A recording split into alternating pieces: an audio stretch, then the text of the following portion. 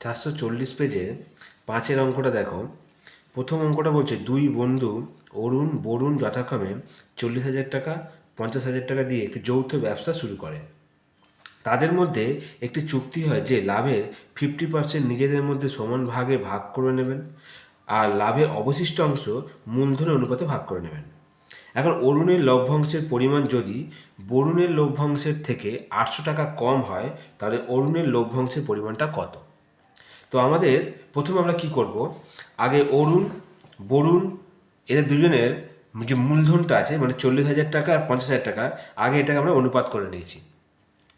40,000 is to 50,000, 4:5।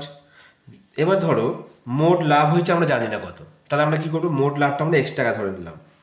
এবার নিজেদের মধ্যে ভাগ করতে হবে কত, না 50%। লাভের 50% নিজেদের মধ্যে সমান ভাগে ভাগ করে নেবে। 50% লাভ মানে কত হচ্ছে, না টোটাল যে লাভটা সেটা X টাকা ছিল, তার 50% মানে X/2 টাকা। তাহলে এই X/2 টাকা যে লাভটা, এটা কি করবে না, এটা তারা দুজনে সমান ভাগে ভাগ করবে। তাহলে X/2 ইন্টু 1/2, তাই 2 দিয়ে ভাগ করলাম, দুজনে সমান ভাগ করবে, তাই X/4 টাকা করে প্রত্যেকে পাবে। তার লাভের প্রথম ভাগটা হয়ে গেল। এবার অবশিষ্ট যে লাভটা পড়ে থাকছে সেটা কত, না X টাকা থেকে X/2 বিয়োগ করলে সেই X/2 টাকাই পড়ে থাকছে। এবারে অরুণ বরুণের মূলধনের অনুপাত ছিল 4:5, এটা আগে বের করে নিয়েছিলাম। আনুপাতিক ভাগাকার 4/9 5/9, কী করে 9 এলো, না 4 আর 5 যোগ করে 9, তাই 4/9 আর 5/9। এবার অরুণের তাহলে লভ্যাংশ কত হবে অবশিষ্ট লাভের, না X/2 হচ্ছে অবশিষ্ট লাভ, তার সঙ্গে 4/9 দিয়ে কাটাকুটি করলাম, 2X/9 এসছে। বরুণের X/2 ছিল, তার সঙ্গে 5/9 কাটাকুটি করলাম, করে এসছে 5X/18 এসছে।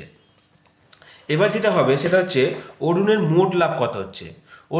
অরুণের মোট লাভ হবে X/4, তো আগেই ছিল, পরে এসছে 2X/9, দুটোকে যোগ করলাম, 4 আর 9 লসগু করলে 36, 4কে 36 দিয়ে ভাগ করলে 9, তারপরে 9X, 9 দিয়ে 36কে ভাগ করলে 4, 4 দুগুণে 8X, যোগ করলে 17X/36। এটা গেল অরুণের মোট লভ্যাংশ। এবার আমরা বের করব বরুণের লভ্যাংশটা বের করছি। বরুণের মোট লাভ, ওটাও তাই একই টাকা ছিল X/4, তারপরে যোগ করে মূলধনের ওদের যে ভাগটা পেয়েছিল সেটা হচ্ছে 5X/18, লসগু করলাম, করে এসছে কত, না 36। তাহলে এটাও তাই, 4 দিয়ে 36কে ভাগ করলে 9, 9X, 18 দিয়ে 36কে ভাগ করলে 2, 5 দুগুণে 10X, যোগ করে 19X/36। কারটা বেশি বুঝতেই পারছো, বরুণেরটা বেশি আর অরুণেরটা কম। তাই আমরা বিয়োগ করলাম, যে বরুণের থেকে অরুণের লভ্যাংশটা বিয়োগ করলাম, শর্তানুসারে এটা সমান সমান বলে দিয়েছে 800 টাকা। বিয়োগ করে এসছে কত, না 2X/36, আর এই 36টাকে 800-র সঙ্গে গুণ করে দিলাম, তারপর 2টাকে ভাগ করলাম, করে কাটাকুটি করে এসছে কত, X এর মান এসছে 14,400 টাকা। এবার আমাকে বের করতে হবে অরুণের লভ্যাংশের পরিমাণ। অরুণের লভ্যাংশ ছিল 17X/36, এক্সের জায়গায় আমরা কী করবো, 14,400টা বসালাম, বসিয়ে কাটাকুটি করলাম, করে এসছে 6,800 টাকা। এটাই অরুণের মোট লাভ।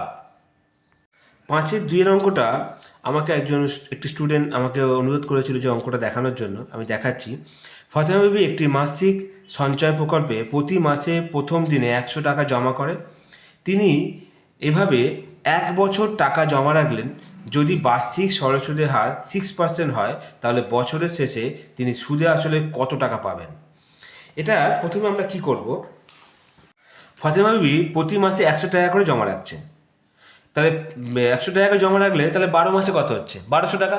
কিন্তু এটা তো আসলটা, তাহলে সুদ কী করে হবে, না ফাতেমা বিবির বার্ষিক সুদ হবে, এটা খুব স্টেপ বাই স্টেপ করতে হবে। মনে করো 100 টাকা প্রথম 12 মাসে রাখবে, তাহলে প্রথম স্টেপটা হবে 100 ইন্টু 12/12 প্লাস 6/100, 6% যেহেতু। তারপরেরটা হচ্ছে 11 মাসের খাটবে, তারপরে যে 100 টাকাটা আবার জমা দেবে সেটা হচ্ছে 100 ইন্টু 11/12 ইন্টু 6/100। তারপরেরটা আবার আর 1 মাস কমে যাবে, মানে ওটা হবে 10 মাস। এইভাবে আমরা দেখবো 100 ইন্টু 10/12 ইন্টু 6/100, 100 ইন্টু 9/12 6/100। এইভাবে আমরা পুরো 1 মাস পর্যন্ত যতগুলো মাস হবে সব কটাকে আমাদের এরকমভাবে দেখাতে হবে। তোমরা যদি নাও দেখাও তাহলে তোমাদের এখান থেকে কী কী হচ্ছে দেখো, এখান থেকে দেখো 100 100 100 করে কমন যাবে, আর এখানে কি কমন যাচ্ছে, আর তোমার কমন যাবে 6/100। দেখো সবার ক্ষেত্রে 6/100 আছে, ওটাকেও তুমি কমন নিয়ে নিচ্ছ। আর বাকিটা পড়ে থাকছে 1/12 কমন যাচ্ছে। দেখো ভালো করে, এখান থেকে আমি 100 কমন নিয়েছি, 6/100 কমন নিয়েছি, আর 1/12 কমন নিয়েছি।